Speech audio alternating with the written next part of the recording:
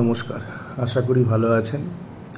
কয়েকটি বিষয় আপনাদের সঙ্গে ভাগ করে নেওয়ার জন্য এই ভিডিওটি করছি। আপনারা জানেন আগামীকাল রবিবার সল্টলেক যুবভারতী ক্রীড়াঙ্গনে অনুষ্ঠিত হতে চলেছে ডুরান্ড কাপের চতুর্থ কোয়ার্টার ফাইনাল।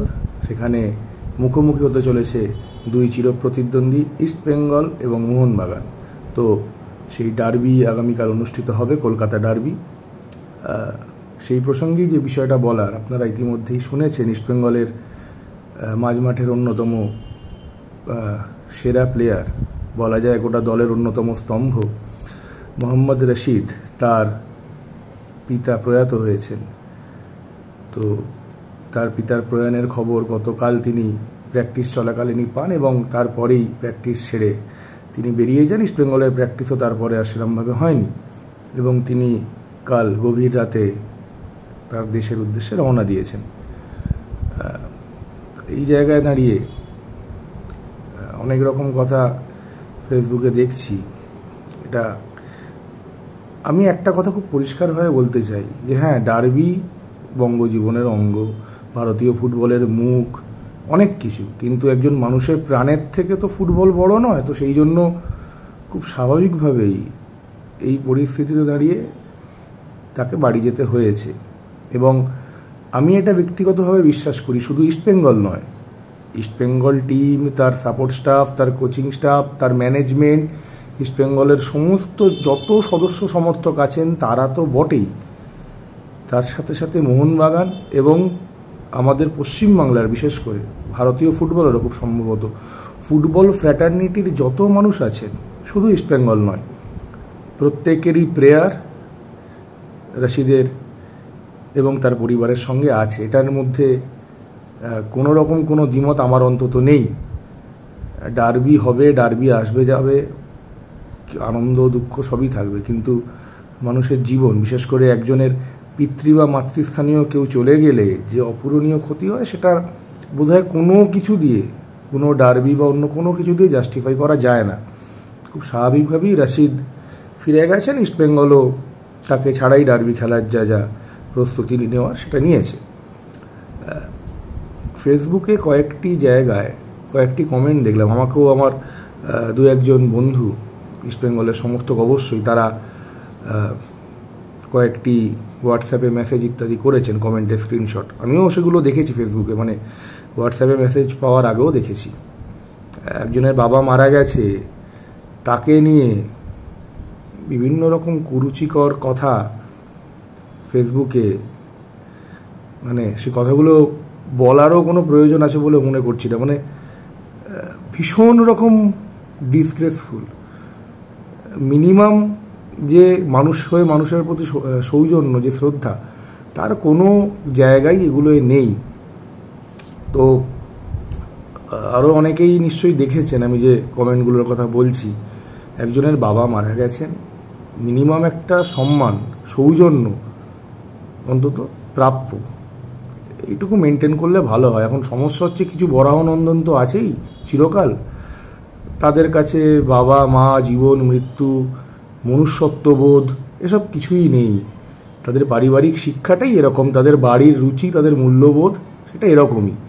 কিন্তু আমি এটা ব্যক্তিগতভাবে বিশ্বাস করি না। দু তিনজন মোহনবাগান সমর্থক বা চার পাঁচজন যেমন এই ধরনের কমেন্ট করেছেন, তেমন যে কটা স্পোর্টস চ্যানেল, বিশেষ করে সোশ্যাল মিডিয়ার চ্যানেল আছে, তাদের কমেন্টে যখন রশিদের বাবার মৃত্যুর খবরটা এসছে, কাতারে কাতারে মোহনবাগান সমর্থকরা, ইস্টবেঙ্গল সমর্থকরা তো করবেই, আমাদের নিজেদের প্লেয়ার, আমরা অবশ্যই সমবেদনা জানাবো, পাশে থাকবো, সেটা আলাদা কথা, কিন্তু কাতারে কাতারে মোহনবাগান সমর্থকরা এই হাই ভোল্টেজ ডার্বির আগে যেভাবে রশিদের পাশে দাঁড়িয়েছেন, মানুষ হয়ে একজন মানুষের পাশে দাঁড়িয়েছেন, তাতে আমি অন্তত ভীষণভাবে আশাবাদী।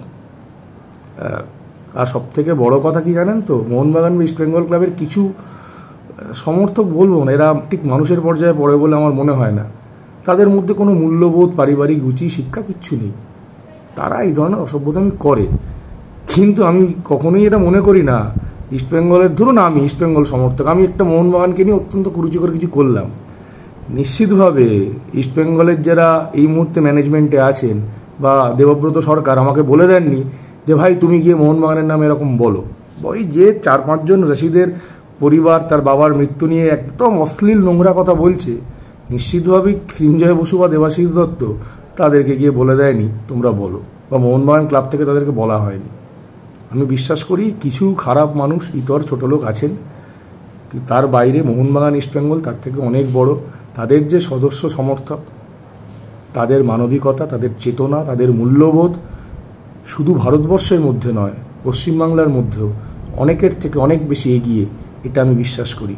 স্বাভাবিকভাবেই ওই কিছু অসভ্য ইতরদের কথা বাদ দিলে যেভাবে ইস্টবেঙ্গল এবং মোহনবাগান সমর্থকরা একসাথে, এবং মোহামেডান থেকে শুরু করে অন্যান্য যত ফুটবল সমর্থক আছেন, যেভাবে রশিদের পাশে দাঁড়িয়েছেন সোশ্যাল মিডিয়ায় তার পক্ষে সমবেদনা জানিয়ে, তাকে এবং তার পরিবারের প্রতি সমবেদনা জানিয়ে পোস্ট করছেন, এটার থেকেই প্রমাণ হয় যে ওই কয়েকটি খারাপ মানুষ অন্ততপক্ষে এই জায়গায় জিতবে না। জিতবেই হাজার হাজার লাখ লাখ বাকি যে ইস্টবেঙ্গল মোহনবাগান সমর্থকরা আছেন, যাদের মধ্যে মনুষ্যত্ব, মূল্যবোধ, এই অনুভূতিগুলো বেঁচে আছে, তারাই জিতবে। এই অসভ্যরা জিতবে না, এটা আমি অন্তত ভীষণভাবে আশাবাদী। আর আজকে সাংবাদিক সম্মেলন থেকে জানেন, প্রি ম্যাচ যে প্রেস কনফারেন্স হয়, সেখানে ইস্টবেঙ্গল দলের পক্ষ থেকে এসেছিলেন কোচ অস্কার ব্রুজো আর সৌভিক চক্রবর্তী। তো সৌভিক চক্রবর্তী একটা কথা বলেছেন, আমার ভীষণ ভালো লেগেছে। এখন ডার্বিতে আলটিমেট খেলার পরে কে জিতবে কে হারবে কেউ জানে না, কিন্তু উনি বলেছেন রশিদের জন্য আমরা এই ডার্বিটা জিততে চাই। তো ভাবুন, একজন বাংলার একজন ছেলে সুদূর প্যালেস্তাইনের সঙ্গে বেসিক্যালি সৌভিক চক্রবর্তীর কোনো রকম কোনো সম্পর্ক আছে আমার তো জানা নেই, কিন্তু ফুটবল এমন একটা মাধ্যম যেখানে সুদূর প্যালেস্তাইনের বাসিন্দা রশিদ, তার বাবার মৃত্যু, সেখানে তার ছেলের ভেঙে পড়া, তাকে সমবেদনা জানাতে বাংলার সৌভিক চক্রবর্তী তার পাশে দাঁড়াচ্ছে। এটাই ফুটবল। ফুটবল মেলায় যেমন ইস্টবেঙ্গল মোহনবাগানের মতো প্রতিদ্বন্দ্বিতা তৈরি করে, শত্রুতা তৈরি করে, তেমন ফুটবল দেশ, কাল, ধর্ম, বর্ণ, ভাষা, জাতি, এই সমস্ত বেড়াজালকে ভেঙে দিয়ে মানুষের সাথে মানুষের যে মিলন, সেটা কিন্তু ফুটবল ঘটায়। তো যাই হোক, সকলে ভালো থাকবেন। আগামীকাল যারা টিকিট পেয়েছেন মাঠে যাবেন নিজের প্রিয় দলের হয়ে গলা ফাটাতে। অবশ্যই কোনো রকম প্ররোচনায় পা দেবেন না, কোনো রকম গন্ডগোল, অশান্তি, ঝামেলা মাঠের বাইরে করবেন না, সকলের কাছে অনুরোধ। আর রশিদ তো নেই, ইস্টবেঙ্গলের মাঝমাঠের প্রধান যে স্তম্ভ সে নেই, দেখা যাক তার জায়গায় এখন কি মিডফিল্ড অস্কার ব্রুজো পিচ করেন, সাউল ক্রেসপো, মহেশ আর মিগুয়েল, নাকি রশিদের জায়গায় সাউলকে না খেলিয়ে সাউল, মিগুয়েল আর জিকসান। যেই খেলুক, জিকসানই হোক আর সাউলই হোক, আগের মরশুম এদের দুজনের কারোরই খুব একটা ভালো যায়নি।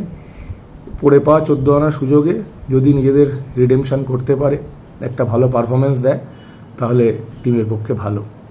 আর আমি বিশ্বাস করি খেলার ফলাফল যাই হোক, ইস্টবেঙ্গল মোহনবাগান যেই জিতুক, দু তরফের গ্যালারি থেকেই রশিদের প্রতি, তার এই দুঃসময়ে রশিদের এবং তার পরিবারের প্রতি সমবেদনা, সহমর্মিতাবোধ থাকবে, এবং এর মাধ্যমেই বাংলার ফুটবল, তার মূল্যবোধ, সেটা বেঁচে থাকবে। সকলে ভালো থাকবেন। জয় ইস্টবেঙ্গল।